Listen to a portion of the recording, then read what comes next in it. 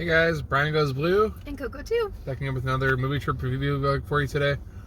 Today we're going to be seeing The Whale with Brendan Fraser. So excited for this one. It's Fraser, I think. Fraser. Been hearing nothing but great things about this movie. As we already know, when this was released at the Venice Film Festival, Brendan Fraser got a standing ovation for 6 minutes straight. We actually just watched the clip of like that actually happening, and he just looked so humbled and overjoyed. Oh yeah. It like brought him to tears, actually, which was well deserved. And we haven't even seen the movie yet. I just know. So we've got Sadie Sink from Stranger Things and what was that, the Fear Street movie?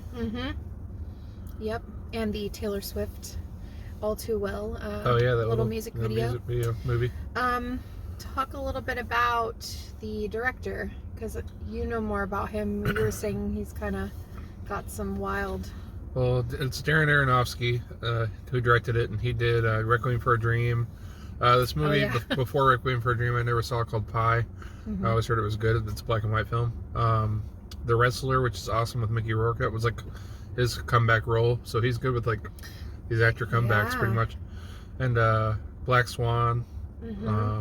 I forget what else he did, but oh, Mother. He did Mother.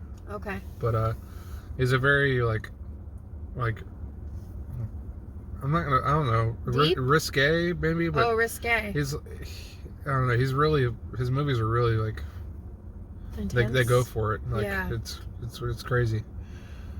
So yeah, he kind of puts his actors through a lot for the roles. That's what I'm trying to get at. But I hear that he's a good director with them too. So he's like helping them along the way. So, but yeah, they go through a lot of shit for these roles that they're in his movies. And Brendan, she just told me that he had to wear a 300-pound prosthetic on, and he had like 8 bags of ice he had to per day that he had to go through. 8 bags of ice just to like be able to cool him down, cool his body down, which is pretty amazing. Yeah.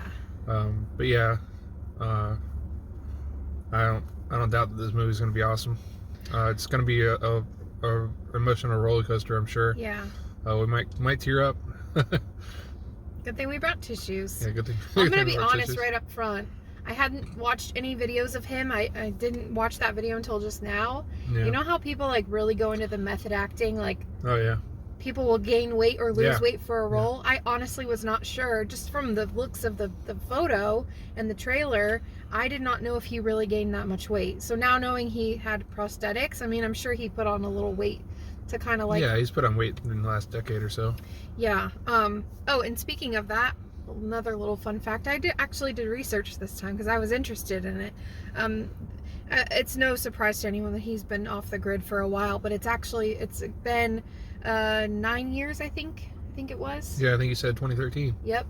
So and he did other stuff in between, but like a major role in a movie, like it's been that long. So yeah, I know he did a couple of like voice acting gigs. And TV stuff I saw, but this was... Yeah, he was in some show called Doom Patrol. It was like a DC show. Okay. And he played like the voice of like one of the robot characters in the show. Yeah. It's funny that he's like coming back. They're calling it the Renaissance. I don't know if anyone's heard that, but I don't feel like we ever lost him, because like Brian is such a fan. And I mean, I am too, but I've watched stuff like of his over the years, but I feel like we've watched a lot of his stuff even more recently. Yeah, like Encino Man, of course, and With Honors. We watched With Honors. Yeah, that's great. It's a great movie. We're gonna watch School Ties. We grabbed that one on DVD, but I just feel like he never really went away for us, because we're always like keeping him in the loop of our movie watching. I love Blast from the Past and Bedazzled. Yeah, Airheads. George of the Jungle. I love Airheads. Oh yeah. Yep. The Mummy. I've never seen that. Yeah. So we got to dive into those. So like in true Brian and Coco fashion, we've got 6 minutes till the movie. We just got McDonald's, so we have something cool to show you at the end of the video, so stick around for that. Yep. And yeah, let's go check out this movie. I'm so excited. All right, let's get in there. Brian Goes Blue, Coco 2. We'll be right back for you. There's our hometown AMC, the old Woodlands, Oldsmar. Going to see the whale. Yeah. Yeah. We're gonna have a whale of a time. A whale of a time, she says. I'm trying not to make any whale jokes because, like, it's kind of tasteless. It's kind of, is it mean? I'm not being mean or offensive. It's just a whale of a time. Yep. That's a thing. It's a saying. Yeah, it is. I'm just digging myself in a hole. Yeah, dig yourself deeper. All right.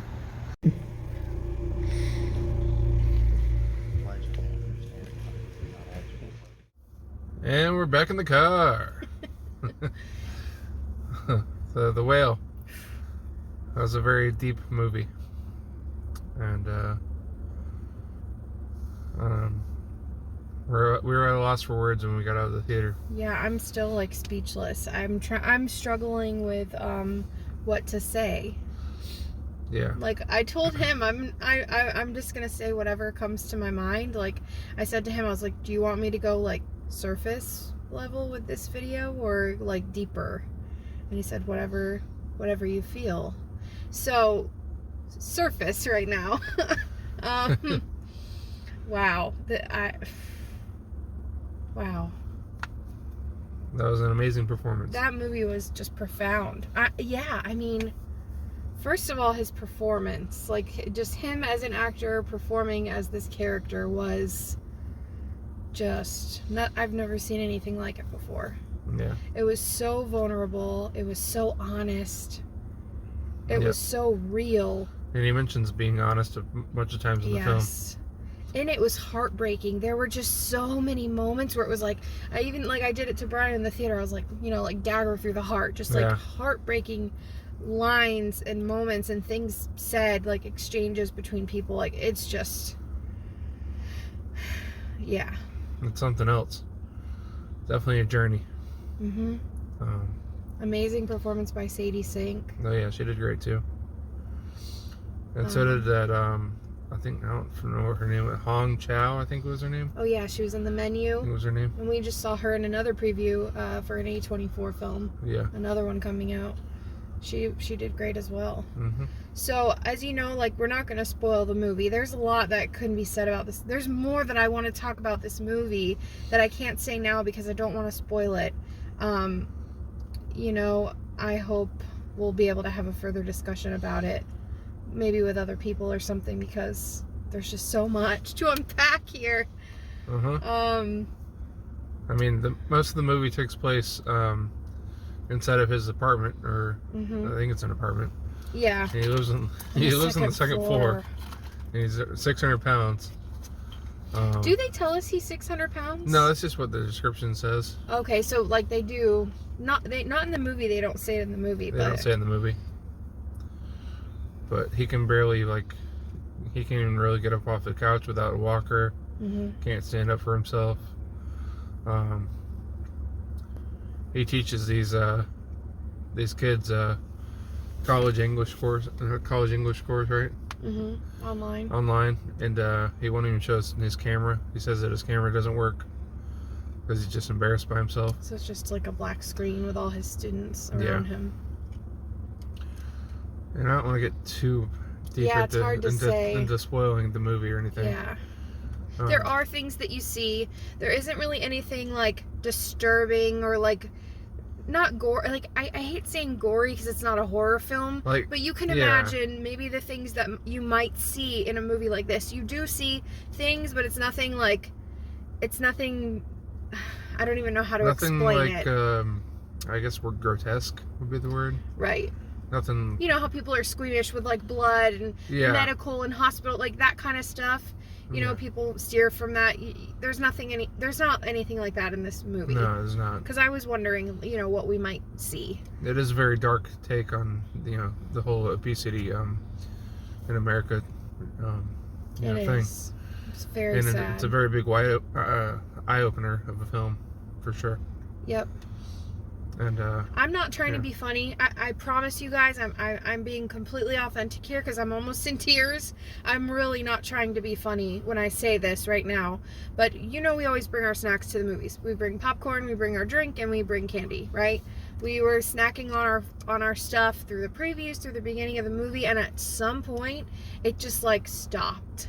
Like I didn't touch any of my stuff, not even my water bottle, for like the first half of the movie. I feel like I looked At over least. you and I was like, I haven't touched my stuff. And then I say that and I tread lightly because I really don't want to offend. I'm just being honest. Like, that is how profound seeing this was. It was insane. And I know you know Brian and I from YouTube, and we keep it pretty chill. We keep it pretty short and sweet. But like in our personal lives, I feel like him and I are on the same wavelength where we're very empathetic people. And so for us, like, to feel this character and all the people around him and what he was feeling was just so like moving. Yeah, and the whole theater was quiet. And there was like, yeah, I'd say it was like halfway full. Maybe a little less than halfway. Yep. I just want to say, ever since I was a little girl and I would see someone of this, what do you say, stature? I don't know. Someone with a physical appearance like what he portrays in this movie. There's always been this like when you're on a roller coaster and you drop, and just that dropping, sinking feeling. And I hate to say it like that. Like, I don't pity somebody but there's a certain level of like, I just feel bad and like sad for them, because I can imagine how hard their life must be, not even just physically, like the physical challenges that they face, but emotionally, mentally, like, and there's so much of that in this movie. There is. I mean, I think one of the biggest parts for me, and it's not a spoiler, it is something that happens in the movie, is his relationship with his pizza guy. Yeah. Like, you and I looked at each other a few times when that was happening, and it was like, oh. Just... Yeah. I don't know. I hope I'm not being too vague. I'm trying to say stuff without, No, saying good. It. But... Like, at one point, his, like, blood pressure's, like, 240 or something, like... Yeah. It's crazy high. And he just won't go to the hospital. Yep. And I know... And there are reasons that, there are reasons that we end up finding the reasons why that is. And I know there are a lot of people out there like that, too. And it's... You can't blame him for it. You can't sit there and judge and say, oh, he doesn't want to help himself. What do you expect? I don't think that way for a second, because that's his choice. Yep. That's just his choice. So, is there anything else that you want to like say about it? The direction was great. I don't know. I just think it went to that dark place towards the end, whenever he's really getting heavily involved with his daughter and stuff. Yeah. So that's a whole nother dynamic that we've seen in other films and stuff too, but this just adds a layer onto it. Yeah. And I'm not sure what decade or time this took place in, because that kind of threw me a little bit, because I feel because his daughter had a cell phone, but it didn't look like it was like a newer cell phone. It looks like it was like the iPhone 4. Yeah. Just like the one camera. And he was watching a tube TV, so maybe it was like the early 2000s. Well, I saw the calendar. There was a calendar up on the wall that said March, and I'm pretty sure it said 2015. I could be wrong. I would love to, well, we're going to own this. I'd love to pause and zoom in, or try to freeze it on the camera and see what year it actually was supposed to be. Yeah, and I want to, I mean, I know I've seen like a lot of newer films doing the 4:3 frame rate. I mean, not the frame rate, the aspect ratio for films, and I wanted to know what Darren Aronofsky's why he did that for this film, because I think this is the only one that I've seen that he has that sort of the black bars on the left and right for his film. And the last movie I remember seeing, I told her in the theater, was The Lighthouse. Yeah. So. Another cool thing, this probably won't happen to anybody else that ever watches this movie, which it feels super personal to me, is it's so silly, but there's a scene where he's sitting there in his kitchen, and there's a bowl. He had just eaten something, and he set the bowl down on the counter, and I noticed the pattern. It was like seeing something so familiar, like when there's something in your life, specifically something materialistic, like a bowl or a cup or just something that you've had in your life forever, right? And you open the cabinet and you see it, and it's just so familiar to you. It's so silly, but I want to share because whatever. This bowl is, I knew the pattern as soon as I saw it, and it was so far away from the camera view, but I still knew. And it's a lighthouse like picture, and it rims the top of the bowl, and then there's a lighthouse in the bottom of the bowl, and I knew it as soon as I saw it. And my dad had that dishware set for as long as I can remember. And when I moved out from my dad, he I went out on my own, whatever, and he gifted me the bowl with a coffee mug and a plate. And that sounds so silly, and it meant so much to me. And I've never seen that anywhere, I've never seen it at anyone else's house. Yeah. Let alone a film like that just came out, and then there was more significance with that because he put then there was the actual plate that we saw up close, and I was like, holy shit, that's the plate, that's the lighthouse plate. Yeah. And then it showed it broken, and the one that my dad gave me actually broke. Shattered, just like how they showed in the movie. That's why I was getting so emotional over a fucking plate. Like, but I don't know. It's just little things like that I connect to, like, so much. There's so much more to that fucking plate and the bowl. I don't know. Yeah, there was significance with it in the movie because of the bird and him feeding the bird, and then the plate breaking, and I had to get the bowl and the plate thing off my chest. Oh, you're good. That was huge for me. Like, it's insane. So I can't wait for my dad to see this. Hopefully we can at least show it to him, and he's gonna go nuts over that plate. He is. And the bowl. Yeah. And Brendan deserves all the Oscars that he can get for that. Oh my God. He'll probably get at least one. I mean, we saw like him without a shirt type thing. Yeah. I mean, to some extent you can tell, like, obviously that's prosthetics, but if you didn't know, if somebody just watched this and didn't even know who he was, or didn't know, you'd think that was his body. He's never gonna see this, so you know who I think about when I saw him like that? That bouncer. The ticket taker at the Orpheum. That's who I think about. Really? Yeah. I don't even know who that is. He's this guy I've known. I don't know, but I met him throughout the years because I've gone to a lot of concerts, whatever. But right. He's the guy who sold you the earbuds and everything. Oh, the Orpheum. What am I? I was thinking of the Ritz. I don't know why. Yeah. Oh, okay. But that guy's been working at that venue for like 15, 20 years now, and he's always got huge overweight issues. But he looks the most similar to Brendan that I've seen. And you said growing up, there was someone in your life that... one of my not one of my best friends, but one of my friends lived in a trailer house, and his mom was obese like that, and she couldn't really get off the couch for much. So yeah.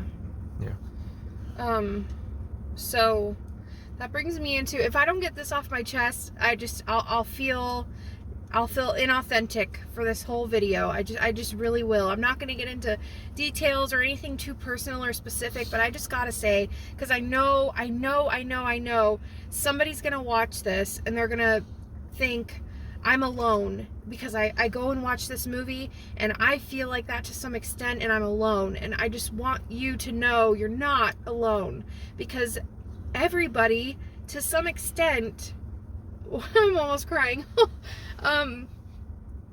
Wow, sorry. It's okay.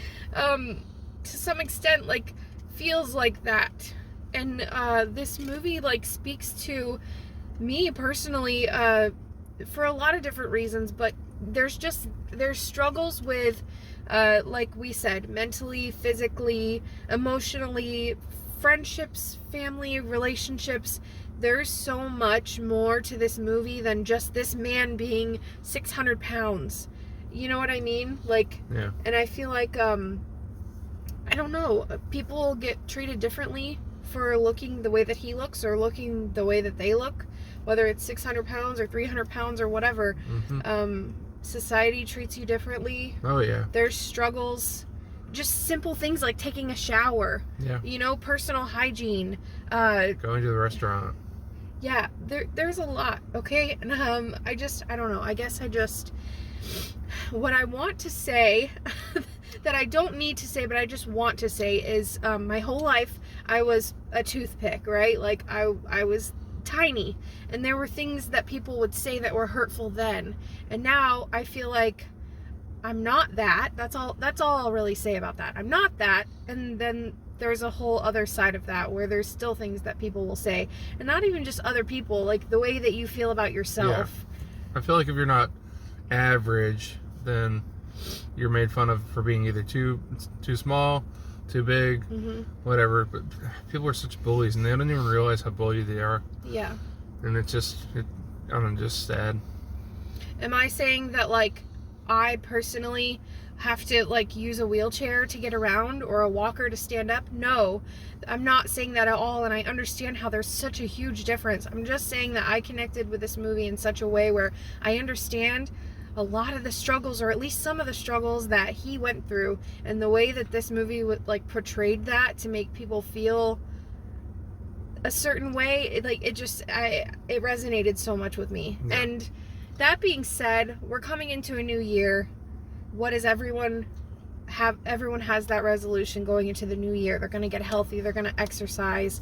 You know, they want to be skinny. This and that. And it's there's a different mentality after watching this movie, especially with just simply not wanting to die or wanting to be there for your family, not having congestive heart failure, or, you know, I'm sorry that it got so deep like that so quickly.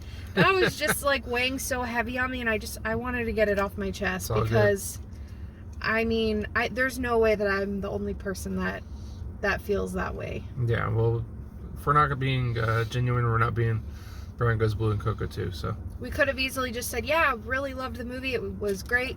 The direction was great. The story was great. You know, great. Yeah, we could have done a 1 minute, 2 minute thing, you know, quick out of the theater thing, but no, that's just not us. Yeah, and when a movie touches me like this and I feel so moved by it, I have to talk about it. I just do, you know, and if people don't like it, or they don't think that it applies to me or to us, that's okay. Screw them. That's okay.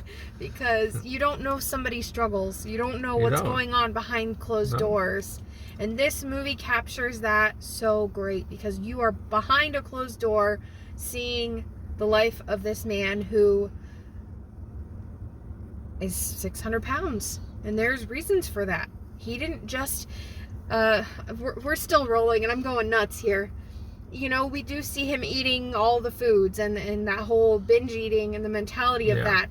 Did you notice that anytime that happened, he was deeply sad or very upset or angry? Oh, yeah. And that's where that, like, comes from.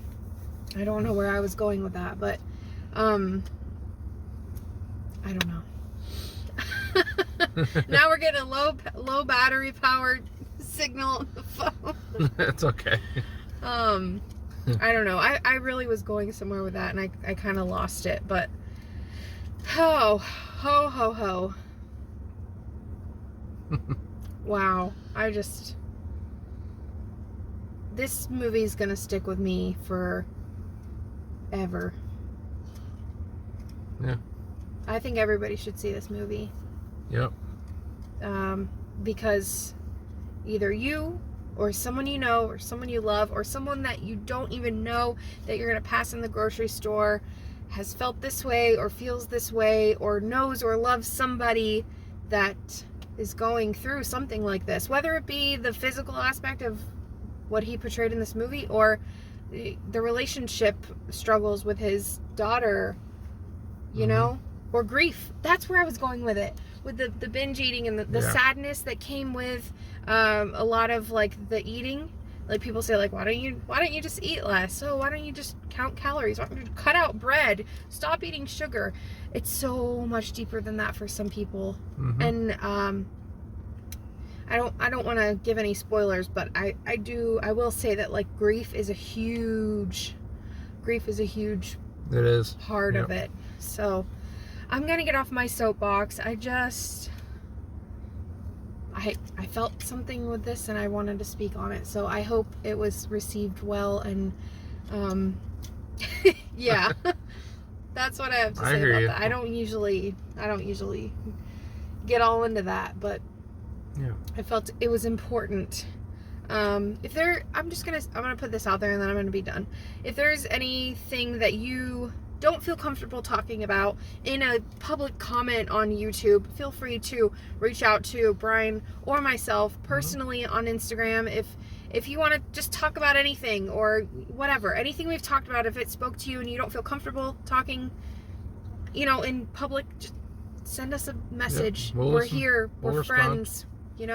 I just want to put that out there. I don't know why I feel the need to say that. I just do. So, yeah. You're good. Woo! What do you give it? Oh my God. What's the rating? It's so hard because, God. Go 4.5. Yeah, when you first said that, my initial thought was 5. So 5 for you, 4.5 for me. A 5 for me. Well, that does it for our review for The Whale, guys. Ooh. Um, check this movie out for New Year's. I'm telling you, check this movie out for New Year's. Yeah, check it out. It'll definitely give you your New Year's resolution right away. But yeah, Brian Goes Blue. Are we gonna end it like that? I don't know. Oh my goodness. Whew. It's running. I guess that's it. No, I know. I know it's going. It feels weird to end it like that. I don't know. I guess that's it. Yeah. Oh no, that's not it. We promised that we were gonna show you something, so we'll take the heaviness out of this and we'll make it a lot lighter. Yeah, well, we got heavy before we went to the movies. Oh my gosh. McDonald's. We did go to McDonald's before. Wow. Here I am talking about all this, and then, yeah.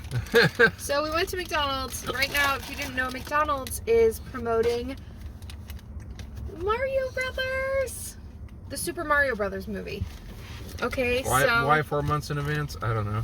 Yeah, we were like, whoa, that's weird. So, we got 2 Happy Meals in hopes that we would get 2 different toys, which we did. So, the first one we got it's a Mario. That's number 1. We like collecting these McDonald's toys. We've always liked doing that. Yeah. And then number 2 is Toad. This little car. That's not the Mario Kart car. I don't know. But so yeah, hoping to collect all of these. And yeah.